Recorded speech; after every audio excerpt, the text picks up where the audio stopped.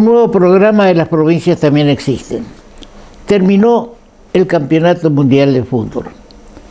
El seleccionado argentino de fútbol, vuelvo a repetir, el seleccionado argentino de fútbol se consagró entre los 4 primeros equipos, pero no salió cuarto, no salió tercero, salió segundo. Un logro del seleccionado argentino de fútbol. ¿Por qué insisto esto en el seleccionado argentino de fútbol? Porque por síntesis se pone Argentina, España, Argentina, Inglaterra. Y lo que hay se dice, y sobre eso algo vamos a decir también, que es un partido de fútbol, un campeonato de fútbol, sí, pero implica la presencia de todo un país, para todos los países que participaron. Y tuvimos que enfrentar a Egipto, a Cabo Verde, que descubrimos que hay un Cabo Verde, una isla. Pero bien, vamos al tema. Yo quiero leer lo que escribí y mandé por la síntesis, cómo veía yo el resultado del día domingo. Y digo, no perdimos, ganó un equipo que jugó mejor, con un Dibu, el arquero, que nos salvó de una goleada. Según información que da la FIFA, hubo 11 tiros al arco que pudieron haber sido gol si no estaba este extraordinario arquero de la selección argentina de fútbol. Partidos son partidos y se ganan con goles. 1-0, un muy digno resultado. Hicieron nuestros jugadores todo lo que podía, poniendo no solo las piernas sino también el corazón. Se perdió cuando quedamos con un jugador menos y después de 120 minutos de juego, porque tengamos en cuenta todos los alargues que hubieron y recién a los 120 minutos pudieron hacernos un gol. Entonces, yo no quisiera hablar de que perdimos, y me corrijo cuando escribí el domingo en la noche, que perdimos. Ahora, después del resultado se perdió cuando quedamos con un jugador menos. Tal vez se hubiera permitido llegar a penales, pero con los 11 en la cancha fuimos superados. Y hay un héroe que se llama Dibu Martínez. Hoy, y el domingo, lo superó en la presencia del seleccionado al mismo Messi, de otros partidos. Para nosotros el Mundial terminó cuando jugamos contra Inglaterra, contra el seleccionado de fútbol de Inglaterra. No fue un enfrentamiento de país con país, son enfrentamientos de seleccionados de fútbol que representan a sus países, pero detrás de cada seleccionado, sin duda, esa hinchada fervorosa que hay de Inglaterra, de Egipto, de Argentina, de Brasil, eliminado también pronto, da, digamos, una representación especial al seleccionado de fútbol. Ahora, voy a otra cosa. Cuando ayer se recibió a una parte del seleccionado argentino de fútbol, estuvieron granaderos. Ese es un tema a lo mejor que habría que analizar. Volvió un seleccionado de fútbol. Y muchos dicen, y bueno, es un partido de fútbol. Bueno, si es un partido de fútbol, no sé si no nos pasamos con la presencia de los granaderos y una recepción, digamos, que está en el límite como si hubiéramos ganado una batalla. Esto no fue una batalla, fue un partido de fútbol. Y nos ganaron porque fueron mejores. Ahora resulta que las redes están inundadas con problemas que hubieron en el entretiempo, es decir, después de los primeros 45 minutos, cuando estaban en los vestuarios, hubieron problemas entre los jugadores, entre nuestros jugadores del seleccionado de fútbol. Parece que hubo una arenga de Dibu, otra arenga de Messi, y que Fernández parecería que se enfrentó dentro en el vestuario. Pero comentando el día lunes, ayer, con un remisero que me traía, me dijo, él no se lo vio jugar bien a Messi como lo hizo contra Inglaterra. Y ahora recapitulamos esa expresión que muchos la comparten, diciendo, así que hubo una discusión fuerte en el vestuario después de los primeros 45 minutos. Imposible de creer, no debió haber existido en ningún momento. Y voy a esto también. Messi, el gran Messi, al que respetamos como jugador de fútbol y como persona, no debió haber dicho que los triunfos son para esa gente o esas personas que no llegan en la Argentina a fin de mes. ¿Por qué metió Messi este tema que es político realmente? Aunque sea cierto o mentira, pero es político. Porque entonces enfrentó al gobierno y el gobierno de Milei le contestó diciendo que no era así, dio sus argumentos. Entonces puede ser que dentro de ese conjunto de futbolistas hubieran algunos que estaban de acuerdo con Milei, otros que no están de acuerdo con Milei. Ahora, ¿por qué Messi se metió en eso? Tapia no lo incitó para que critique al gobierno argentino, porque esa fue una crítica al gobierno argentino. No fue una crítica al seleccionado inglés ni al francés, no, fue una crítica al gobierno argentino. Mal hecho, Messi. Ahora, el seleccionado que fue derrotado en la final, y vuelvo atrás, estábamos entre los 4 mejores seleccionados de fútbol. ¿Saben qué?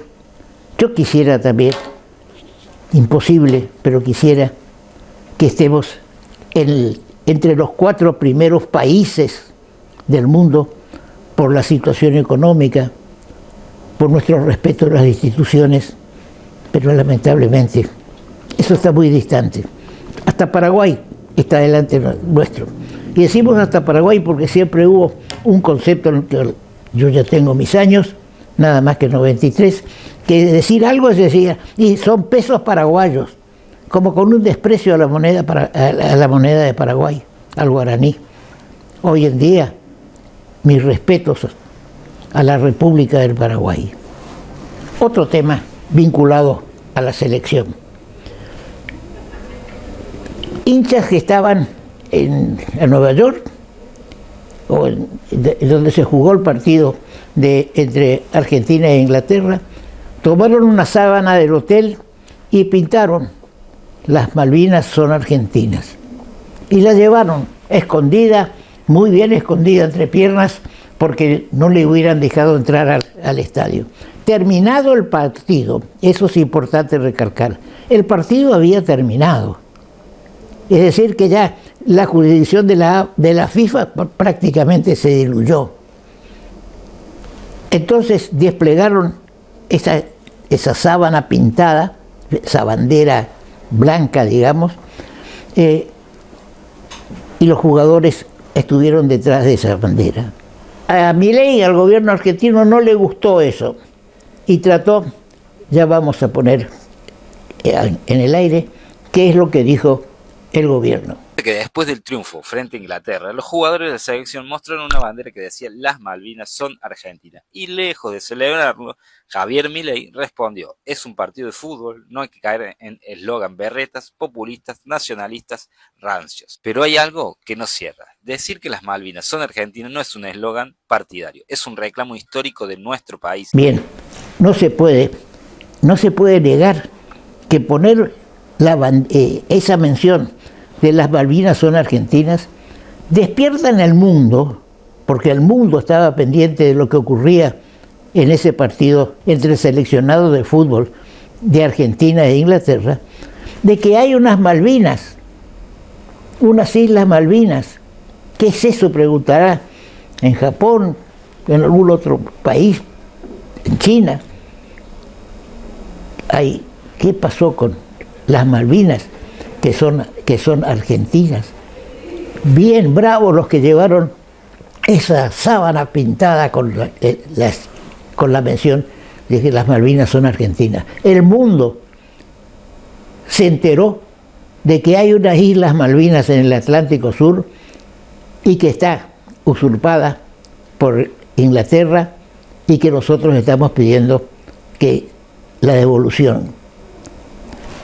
El presidente de Estados Unidos, Trump, hizo, si se quiere, un apoyo indirecto al tema de que las Malvinas son argentinas. ¿Por qué? Porque dijo de que cuando se pidió una sanción para los jugadores que enarbolaron esta sábana, dijo de que están en territorio de Estados Unidos y la mención 1 de la Carta Fundamental de Estados Unidos garantiza la libertad, etcétera, etcétera. Es decir, que directamente le dijo a la FIFA, ojo, no sancionen a los jugadores argentinos por el hecho de que enarbolaron esa mención de las Malvinas son argentinas. En esto hay algo también que queremos resaltar. Estados Unidos está queriendo tomar posesión de la isla de Groenlandia, allá al norte, en el Atlántico Norte, y esgrime más o menos los mismos argumentos que esgrimimos nosotros para reclamar las Islas Malvinas, que hay cercanía territorial y otras cuestiones más. Pero nosotros tenemos otro elemento más, que cuando en 1810, cuando la Revolución de Mayo, y en 1816, las Malvinas eran argentinas. Después ocurrió lo que ocurrió. Y bien, y para cerrar ya este capítulo de qué ocurrió en el Mundial, mal estuvieron los jugadores argentinos. Mal. De 26 jugadores, solo 16 vinieron a recibir el agasajo argentino. Muy mal. Mal Messi, capitán. Yo entiendo, estaba muy tocado porque es su último partido y demás, pero debió haber venido él. Como el Dibu, tampoco vino. Y ahí empieza a mezclarse todo. Política, Tapia, Milei, y eso no le hace bien ni al fútbol ni a la Argentina. Vamos a un corte. Comprar en Tienda Más Banco es un golazo. Nos pusimos la 10 y te traemos un sorteo para que vivas la pasión mundialista con todo. Con cada compra de 100.000 pesos o más en nuestra tienda, participás por premios increíbles. Podés ganar uno de los 2 televisores Samsung de 65 pulgadas y camisetas oficiales de la selección. ¿Y vos qué estás esperando? Entrá hoy a tiendamasbanco.com.ar, descubrí todos los productos que tenemos para vos. Canjea tus puntos y aprovechá 12 cuotas sin interés, más 10% de descuento y envíos gratis en productos seleccionados. Bases y condiciones en promosdelbanco.com. Banco, cada vez más cerca. El 17 de julio pasado se cumplieron 32 años del atentado terrorista contra el edificio de la AMIA. ¿Qué es la AMIA? Es la Asociación Mutual Israelita Argentina. Está en Buenos Aires, estaba, digamos, cuando se hizo un ataque terrorista que dejó 85 víctimas. Las cosas no pasan por sí, ni se olvidan. Tenemos una imagen de que, digamos, que el tiempo no pasa para ciertas cosas. Y como creemos que este tema, atentado contra la AMIA, no debe seguir pasando en silencio, sin justicia, invitamos a la doctora Graciela Mazzorillo, que estuvo en un acto en el en la Sociedad Cultural Israelita Sholem Aleichem, en recuerdo de este atentado terrible e injustamente no se hizo todavía el juicio que debería hacerse. Bienvenida una vez más a nuestro programa, Graciela. ¿Qué nos podés ilustrar sobre este tema del atentado de la AMIA? Bien, a ver, me voy a permitir hacer una pequeña introducción, si usted me autoriza. Primero, antes que nada, quiero agradecer la invitación. Por favor. Me siento muy honrada, no solo en lo personal, sino como integrante de la Bnei Brit, que es la organización judía humanitaria más antigua, que tiene presencia en todos los continentes, en 58 países, en Naciones Unidas, en la ONU, es órgano consultivo, especialmente en la UNESCO particularmente, tiene una gran actividad para los estudios del Holocausto y de todas las manifestaciones que impliquen discriminación o agravios a los derechos humanos. ¿Vos lo integrás acá en Corrientes? Yo sí, fui presidenta, expresidenta, actualmente soy mentora de la filial Tikvah y me siento muy orgullosa de serlo, y es una filial muy activa y que está muy integrada con la comunidad local, diríamos, ¿no? Bien, te escuchamos. Bueno, eso. Y también quiero hacer otra pequeña dirección que es relativa al significado de la fecha en que ocurrió el terrible atentado, que es el mayor atentado en la República Argentina. No se registra ningún precedente que nos hubiéramos podido siquiera imaginar cómo sucedió. En estos días nosotros estamos finalizando las 3 semanas de Bein Hametzarim, que son días de luto, de llanto, de mitigación de la alegría, porque coinciden milenariamente con hechos, si digo milenariamente me voy a que cuando salieron de Egipto, de Misraim, tuvieron la amenaza de no poder llegar a la tierra de Israel. Y esa fecha también, el 9 del mes de hebreo de Av, 9 del mes de hebreo de Av, Moisés rompió las tablas de la ley cuando verificó que estaban adorando el becerro de oro. Sí, bien. Y se lo asocia muy particularmente con la destrucción de los 2 templos. Entonces, aunque no se pueda creer, la voladura de la AMIA ocurrió el 10 de Av, el 10 del mes hebreo. Es decir, dentro de lo que la Biblia dice que había que guardar llanto, luto y mitigar la alegría. Mitigar la alegría. Bien. Es decir, en general no se hacen ni bodas ni fiestas y coincide con todas estas. Tal vez se quiso hacer en esa misma fecha o es una circunstancia nomás. Fueron ocurriendo y coincidían con el 9 de Av, que es se llama Tisha B'Av, la recordación. Bien, adelante. También otra particularidad, por ejemplo, que el 9 de este mes de Av coincide con una fecha que fue un límite para la Inquisición española, a partir del cual los judíos tenían o que convertirse, renegar de su fe, o estaban condenados al destierro. O sea, todo lo que significó una tragedia, un dolor, llanto o luto, estaba asociado a esa fecha, como ahora estuvo asociado la voladura de la AMIA. ¿Y qué pasa? Vamos a entrar al tema. Hoy nos encontramos que hay 32 años sin justicia. Y decir 32 años no es simplemente una cifra aritmética o matemática, porque representa un hecho brutal, sin precedentes en la historia argentina.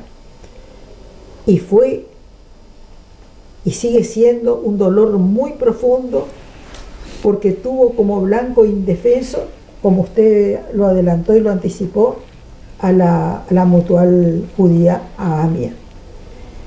Y ocurrió efectivamente un día de julio, cuando todavía nosotros estábamos estremecidos por el atentado a la Embajada de Israel, que había ocurrido 2 años antes.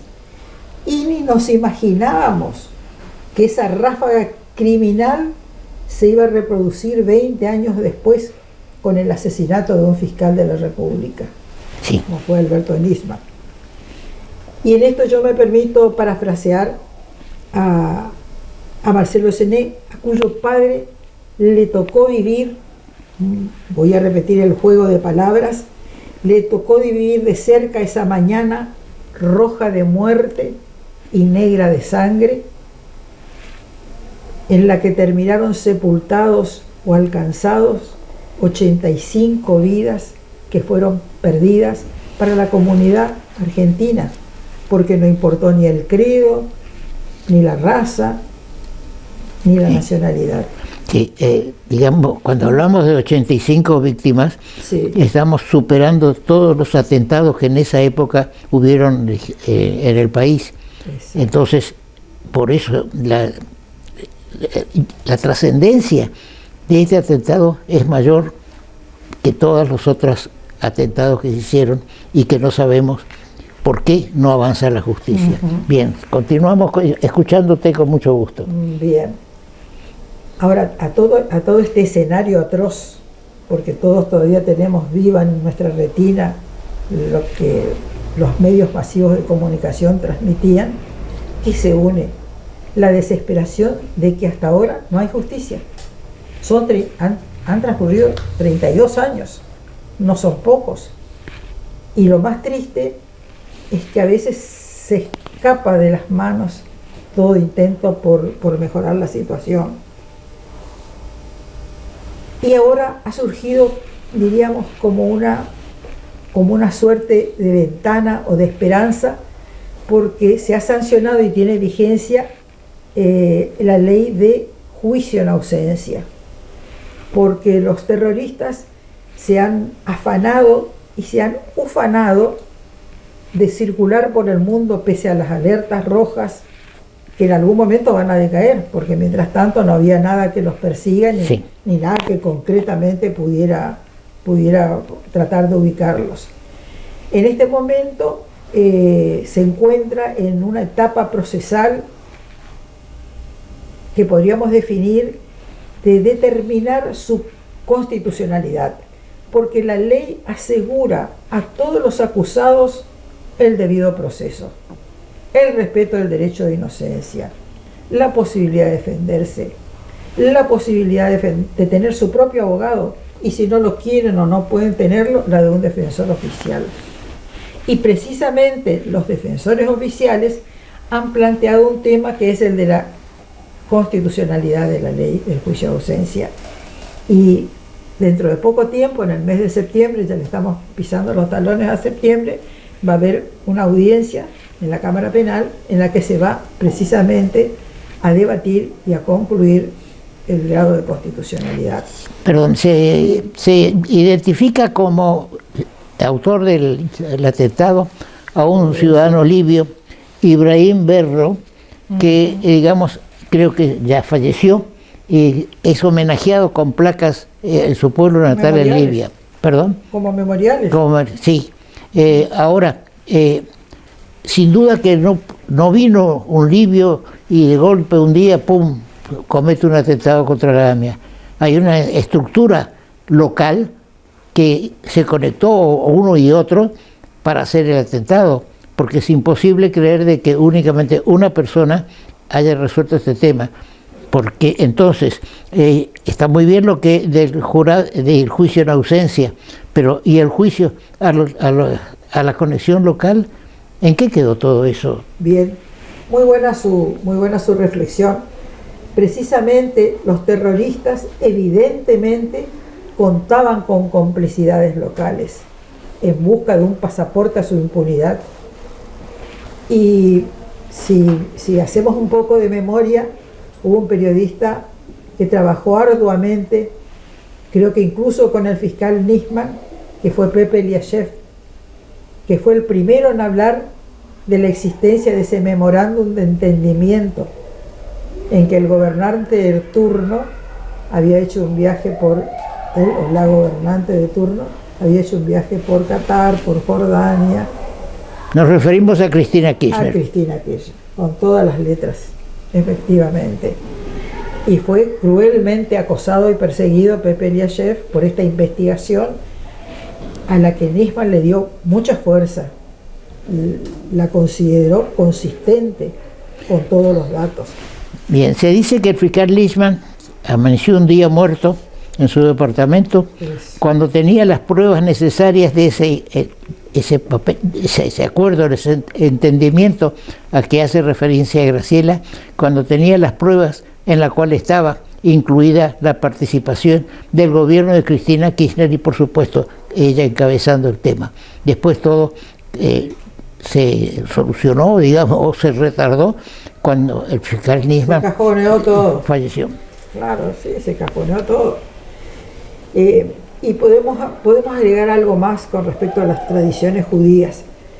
El ritual judío tiene una honda plegaria que se llama el Kadish de duelo, donde en ningún momento se nombra la muerte, sino la vida. Es decir, jamás se ensalza la muerte, sino la resiliencia, la vida, y a todos nos suena ya el Am Israel Hay, Israel vive. Y estos terroristas tienen como única misión confesada, porque no es que oculte, tenemos que ir a buscarlas en lugares misteriosos. Ellos confiesan, el Corán lo dice, que tiene que desaparecer un país. En ningún otro punto del planeta se reclama que desaparezca un país. Solamente ese mínimo espacio que ocupa la única nación judía, que es Israel. Por eso es importante, Graciela, recordar este tema de una vez más, el atentado contra la AMIA. Se ha comprobado en su momento, digamos, que el ERP, el Ejército Republicano del Pueblo, organización terrorista, estaba complicada en el tema. Sin embargo, la cobertura que se hizo desde el gobierno, y que tal vez no se limitó únicamente al periodo de Cristina, sino que fue mucho más allá, que son homenajeados, nos dicen los periodistas, son homenajeados el ERP y sus integrantes en la costanera, la avenida costanera de Buenos Aires, con el lugar de la memoria. Bien, ahora, ¿cómo ves vos el panorama en este momento? ¿Hay posibilidades que tengamos algún momento justicia? Primero, como diríamos, como norma general, el único camino para alcanzar es la verdad y la memoria, porque nada se construye desde la desmemoria. No se busca venganza, se busca identificar y condenar a los responsables, a sus cómplices y a sus instigadores.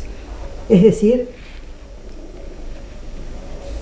cumplir con ese mandato bíblico de la Torá, Tzedek Tirdof, justicia perseguirás. Ahora, ¿hay algún indicio de que estemos avanzando en ese pedido de justicia? No se pide la condena a nadie al principio, claro, sino que haya justicia. No se condena antemano a nadie. Así es. Pero, digamos, las cosas están marcando un camino de cómo empezó todo esto. Claro, en este momento es como que tiene un impulso. Se está tratando, independientemente de este debate sobre la constitucionalidad, de que se eleve la causa a prueba, al juicio oral y público. Sí. Entonces cada uno aportará las pruebas y se resolverán como todos los casos, ni justicia anticipada, ni condena anticipada. Se verán los hechos, que por otra parte hay algunas circunstancias, como son los archivos confidenciales, que deben ser abiertos si queda alguno sin examinar o sin compulsar. Pero bueno, tenemos ahora puesta toda la esperanza en este juicio en ausencia, que existe en varios países. Nuestra legislación, ni la de fondo, ni la legal, ni la supralegal, no prohíbe el juicio en ausencia. Lo único que se exige es que tenga todas las garantías. Y esta ley ofrece todas las garantías: la localización, la notificación, la posibilidad de elegir abogados, y si no lo elige, de proveerles de defensores oficiales, y de ofrecer la prueba, y de comparecer, aunque sea posteriori, e integrarse al juicio. Es decir, no se le priva de ningún derecho ni de ninguna garantía que haga a la defensa de los acusados. Bien, también en Buenos Aires, por supuesto, se recordó este triste día del 17 de julio, y tenemos fotos donde llevadas por sus familiares de los 85 víctimas.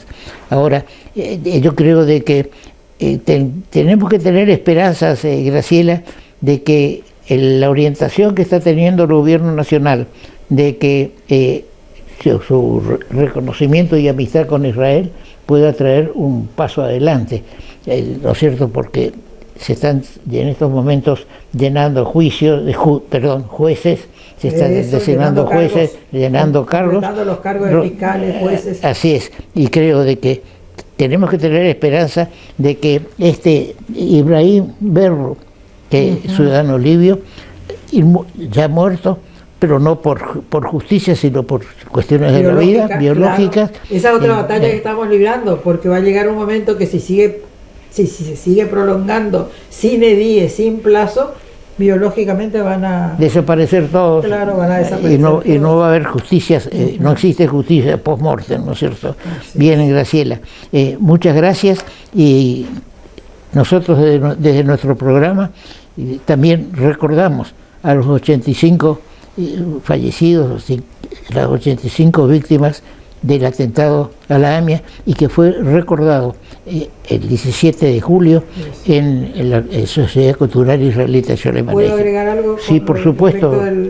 En el recordatorio que se hizo en el Sholem Aleichem, dentro del Kabbalah, porque ya estábamos en el Shabbat, tomó la palabra la presidenta o delegada de la Organización Sionista Argentina, e hizo un enfoque muy, la verdad, muy emocionante, muy tierno, porque enfocó hacia esa madre que venía caminando de la mano con su hijito, y en ese momento, al pasar por la vereda de enfrente, se produce la explosión, la madre se salva y el niñito muere.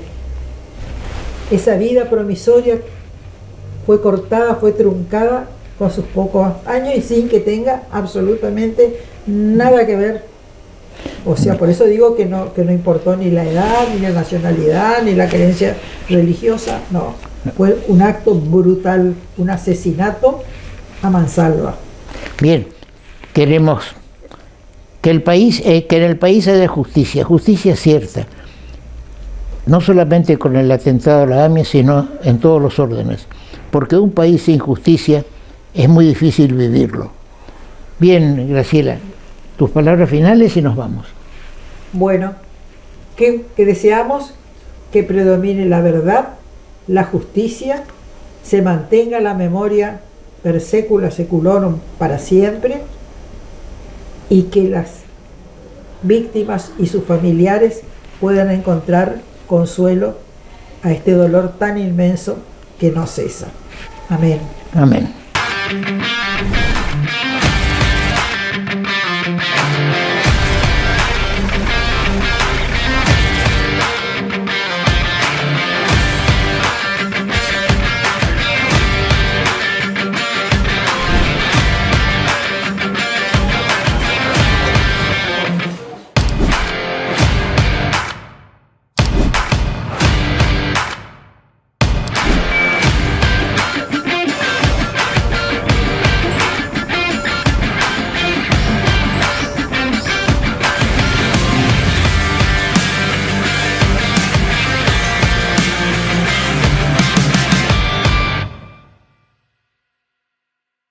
El campeonato de fútbol terminó y el mundo sigue andando.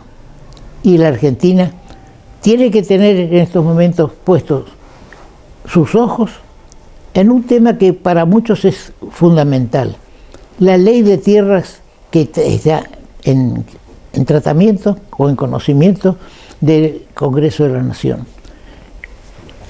Nuestro amigo Alberto Medina Méndez escribió un artículo sobre este tema y le vamos a pedir a él que nos recuerde su artículo publicado el pasado domingo en el Diario Litoral. Bienvenido, Alberto, una vez más al programa. Muchísimas gracias por la generosidad de su invitación, doctor, como siempre. Bueno, este domingo pasado lo que hicimos fue poner en palabras parte del debate que se está dando en Argentina, que se está empezando a dar en el Parlamento, en relación a la ley de tierras, conocida popularmente como ley de tierras, que básicamente lo que hace hoy es regular la posibilidad de que los extranjeros compren hasta un porcentaje determinado de tierras. Hoy la legislación vigente dice que hay un porcentaje de limitación que los extranjeros pueden adquirir a nivel país, a nivel provincial y a nivel inclusive municipal. Es decir, establecen límites jurisdiccionales, no es solamente un porcentaje a nivel global, sino que después en cada zona se replica ese porcentaje, lo cual fue concebido en otra época, ¿no? Estamos hablando de una ley que tiene muchos años y que por supuesto hoy se ha convertido, a mi juicio, en un freno para el desarrollo económico de la República Argentina, porque además, usted sabe más que yo de estos temas, a mi juicio la ley tiene un pecado de origen. Para mí es intrínsecamente inconstitucional, porque el artículo 20 de la Constitución argentina le da los mismos derechos a los ciudadanos extranjeros que a los ciudadanos nacionales, explícitamente en el cuerpo central de los derechos, y ninguna regulación debería poner un límite superior a lo que los derechos individuales establecen, digamos, ¿no? Pero más allá de esa disquisición jurídica, si se quiere, el problema es que se terminó convirtiendo en un freno, y Corrientes particularmente es testigo de eso, ¿no? Porque nosotros tenemos mucha tierra improductiva. Corrientes usted puede ir por las rutas correntinas y se va a encontrar a la vera del camino con lugares de mucho desarrollo y lugares en los que no hay absolutamente nada. Y esto tiene muchas veces que ver no con que la tierra no sea productiva, sino que los nacionales, que son los que lo pueden comprar, han hecho un uso limitado, restrictivo, y hay otros interesados, que quizás no son argentinos, que ven un potencial enorme para desarrollar en Corrientes y no lo han hecho, ¿no? Ahora, también puede haber un poco de ficción en esto, Alberto, porque si no puede comprar el extranjero, y bueno, habrá un prestanombre que cubrirá la cuestión, y entonces ahí estamos otra vez en la misma situación. Eso que usted dice puede existir cuando el extranjero está dispuesto a correr los riesgos jurídicos que significa poner un nombre de un tercero. Pero usted piense, y lo puedo poner inclusive en casos que ya conocemos en Corrientes, ¿no? Y usted imagínese un europeo o un norteamericano comprando tierras a nombre de otros. Esa práctica es una práctica nuestra acá, diría regional, latinoamericana, si usted me permite el término. Es muy difícil que, no sé, los dueños de un emprendimiento como Icon Timber, que son belgas y austríacos, busquen un testaferro para que figure como titular de las tierras para desarrollar un proyecto industrial. Ese grupo de empresarios que está en Corrientes hoy, que tiene probablemente en el momento de una de las industrias, si no la más importante de la provincia de Corrientes, por esta ley de tierra no pueden acceder a más tierras y por lo tanto no pueden desarrollar su emprendimiento con más potencia, lo cual es casi un pecado de origen para Corrientes también, porque estamos perdiendo una oportunidad de desarrollar más actividad económica e industrial particularmente, de la que tantas veces hemos hablado que es importante tener, por el empleo que significa, por las repercusiones, por la exportación, por la entrada de divisa.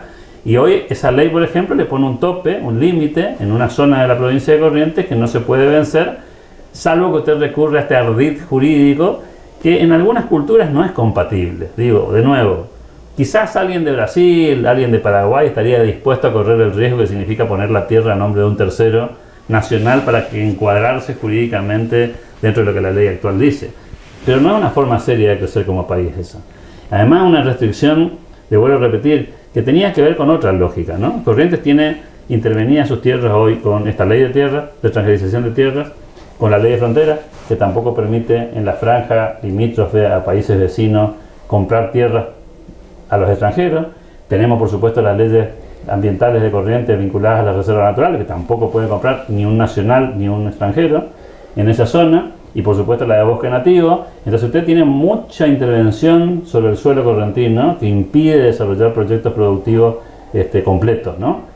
De hecho, a igual superficie en el Chaco tenemos mucha más actividad agropecuaria en el Chaco que en Corrientes, lo cual no tiene una explicación en términos de dimensión de provincia, ¿no? Y tiene mucho que ver con estas restricciones que ponen las regulaciones, que a ver, la pusieron con buena intención, no le quito la intencionalidad positiva que tuvo esa legislación en otro momento, proteger las tierras argentinas de la invasión de los extranjeros. Bueno, eso no tendría mucho sentido hoy en un país que está tratando de vencer la pobreza, que quiere que vengan capital extranjero a invertir acá y que le ponemos una línea arbitraria, discutible, opinable respecto al límite. Ahora, por supuesto, eso no significa dejar todo abierto, ¿no? Hay regulaciones y restricciones que poner. Por ejemplo, un Estado extranjero no debería poder comprar tierras en Argentina.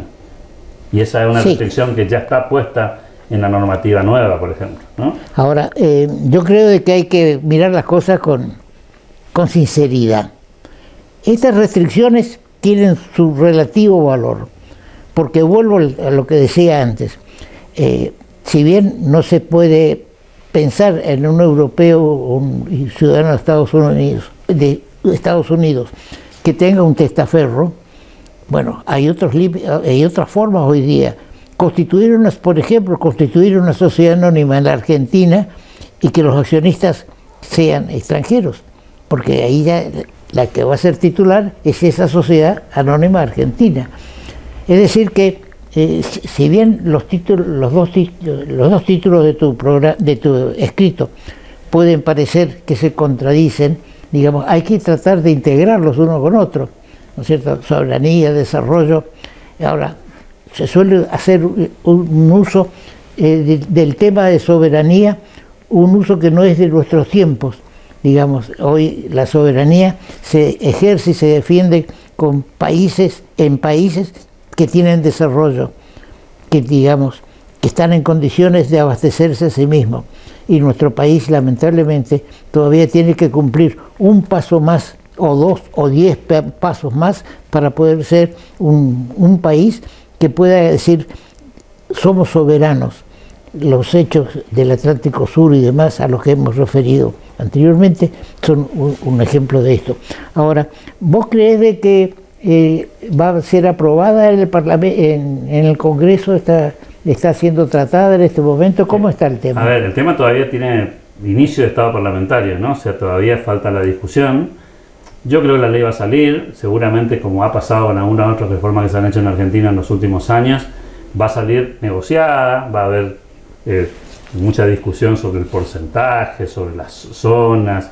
Queda un poco la letra chica de este tipo de legislación. Cualquier avance que se pueda lograr en dirección de esto, me parece que va a ser positivo en la medida que amplíe las chances de que el capital extranjero pueda participar en los desarrollos agropecuarios de la República Argentina. No nos olvidemos que nuestra principal fuente de ingresos sigue siendo la industria alimentaria, que la tierra sigue siendo un capital importante para la República Argentina por su extensión, por su improductividad en algunos sectores del país, así como está la pampa húmeda bien desarrollada, con mucho despliegue. No menos cierto es que hay sectores, como le pasa a algunos sectores del NEA, que todavía tienen mucho nivel de aprovechamiento, la Patagonia también.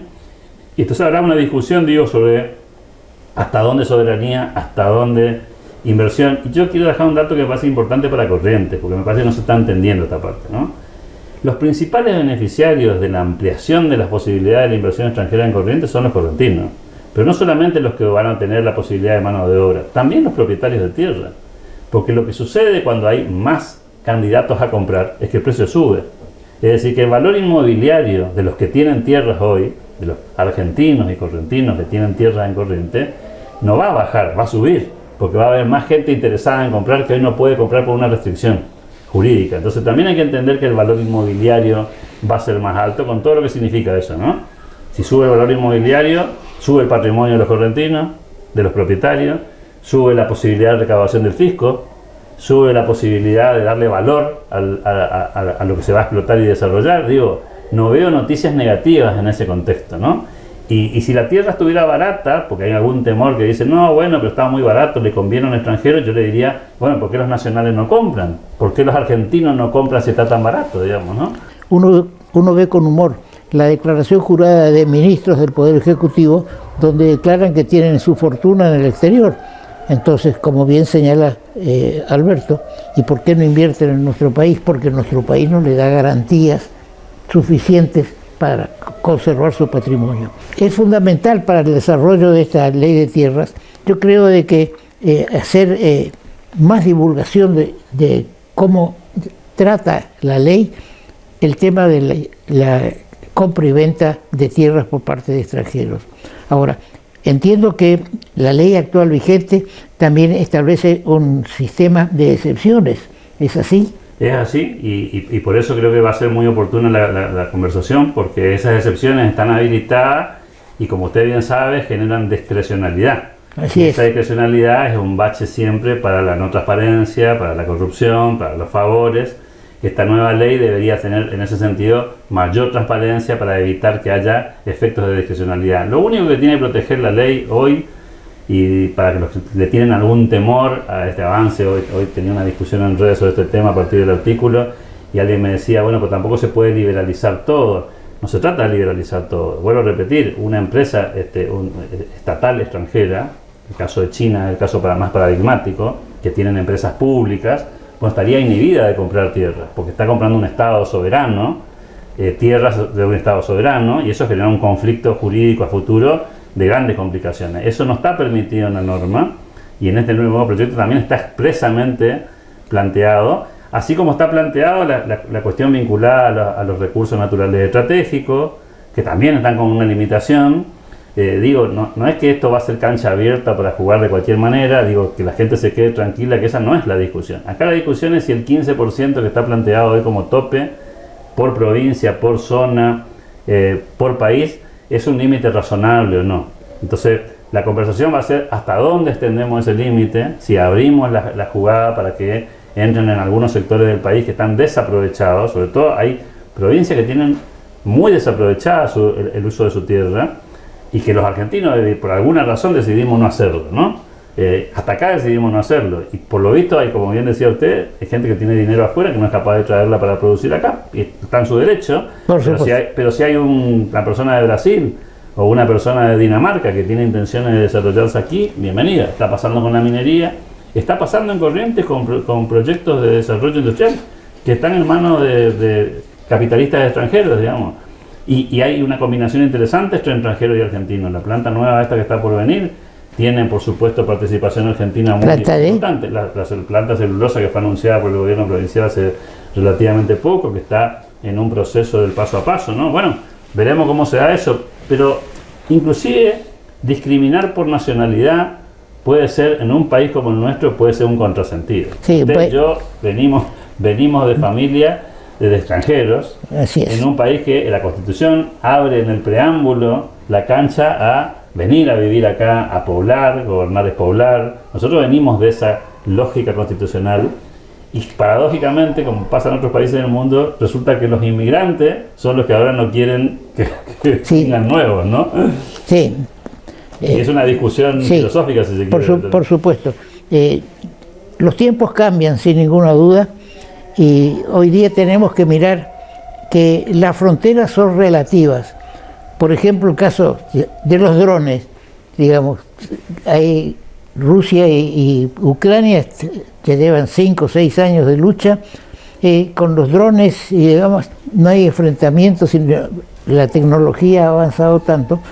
Pero bien, esperemos que la discusión en el Congreso permita que nos enteremos bien de las distintas posiciones que pueden plantearse con esta modificación de la ley de tierra. Bien, Alberto, ¿quieres agregar algo más? Sí, que hay un primer paso interesante. Todavía no hemos escuchado a los legisladores nacionales por Corrientes, ni de un partido político ni del otro, hablar sobre este tema con profundidad, lo cual es saludable, porque significa que se van a tomar tiempo de estudiar, de ver los detalles, de no hacer ninguna declaración rimbombante ni a favor ni en contra abiertamente, lo cual es un primer paso interesante, ¿no? Yo creo que usted fue legislador, conoce cómo funciona eso. Creo que es muy importante en la situación parlamentaria tomarse el trabajo de estudiar las leyes, de no discutir en el aire, y creo que es una oportunidad gigantesca que va a tener el Congreso, quizás en el Senado empiece esta discusión, de escuchar primero los detalles de la normativa y después recién empezar a opinar, para no caer en esta falsa soberanía o en este falso planteo de inversión en el aire, ¿no? Que podamos materializarlo en cosas más concretas. Sí, que no haya algo que a uno le suena mal, voto por inversiones, que los legisladores de las provincias, digamos, acuciados por sus gobiernos, sus gobernadores, resulten entregar, sin leer, sin discutir, entregar su voto porque va a venir una inversión del gobierno nacional o un adelanto de los impuestos nacionales. Bien, Alberto, muchas gracias. A usted por la invitación. Bien. Comprar en Tienda Más Banco es un golazo. Nos pusimos la 10 y te traemos un sorteo para que vivas la pasión mundialista con todo. Con cada compra de 100.000 pesos o más en nuestra tienda, participás por premios increíbles. Podés ganar uno de los 2 televisores Samsung de 65 pulgadas y camisetas oficiales de la selección. ¿Y vos qué estás esperando? Entrá hoy a tiendamasbanco.com.ar, descubrí todos los productos que tenemos para vos. Canjea tus puntos y aprovechá 12 cuotas sin interés, más 10% de descuento y envíos gratis en productos seleccionados. Bases y condiciones en promosdelbanco.com. Banco, cada vez más cerca. La trascendencia que tuvo este Mundial de Fútbol la notamos, por ejemplo, con estas imágenes de cómo fue visto el triunfo contra Inglaterra y cómo la performance de Argentina. Bangladesh, una calle llena de banderas argentinas y que tuvo la presencia, los homenajes del embajador argentino en ese país. También en Israel fue un lugar donde se alentó la actuación del seleccionado argentino y tenemos imágenes al respecto. Y con esas imágenes de un lugar y el otro, damos por finalizado el programa del día de la fecha. Hace 10 días que estoy en Bangladesh y todavía no dejo de sorprenderme. Miren lo que es esto. No, impresionante. Toda la cuadra de Argentina, gente.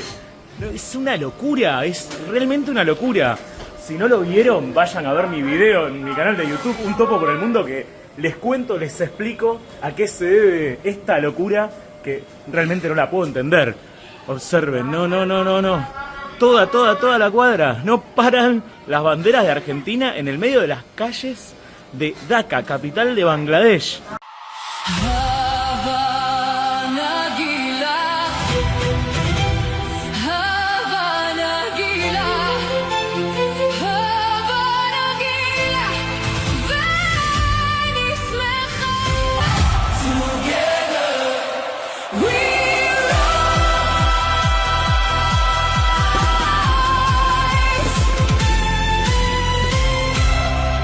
Under one sky.